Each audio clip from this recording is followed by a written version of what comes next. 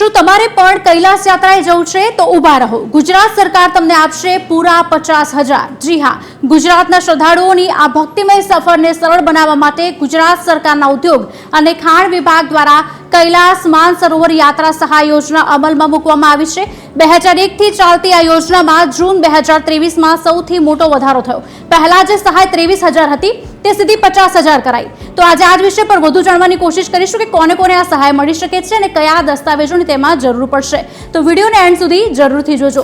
આ યોજનાનો મુખ્ય ઉદ્દેશ રાજ્યના નાગરિકોને આર્થિક રીતે ખર્ચાળ યાત્રા માટે પ્રોત્સાહન પૂરું પાડવાનું છે। આ યોજના હેઠળ પાત્રતા ધરાવતા દરેક ગુજરાતી યાત્રિકને સરકાર દ્વારા 50,000ની આર્થિક સહાય આપવામાં આવે છે।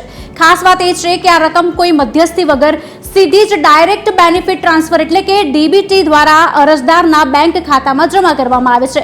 આ યોજનાનો લાભ લેવા માટેની શરતો ખૂબ જ સરળ છે। અરજદાર ગુજરાતનો મૂળ રહેવાસી હોવો જોઈએ। આમાં તમામ જ્ઞાતિ અને વર્ગના લોકો એટલે કે જનરલ, એસસી, એસટી અને ઓબીસી કેટેગરીના તમામ નાગરિકો લાભ લઈ શકે છે। સૌથી મહત્વની વાત એ છે કે આ યોજના માટે કોઈ પણ પ્રકારની વ્યક્તિગત કે પારિવારિક આવક મર્યાદા રાખવામાં આવી નથી, તેમજ કોઈ પણ વ્યવસાય કે શૈક્ષણિક લાયકાત ધરાવતી વ્યક્તિ આ માટે પાત્રતા ધરાવે છે।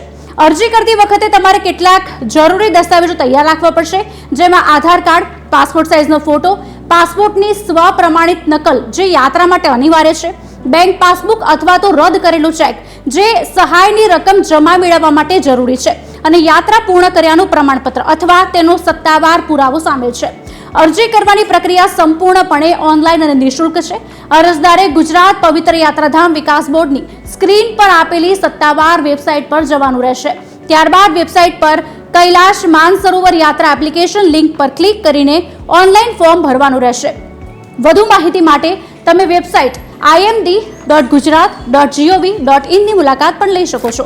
તો આ વિડીયોને બને એટલો શેર કરો અને અન્ય લોકો સુધી આ ઉપયોગી માહિતી પહોંચાડો।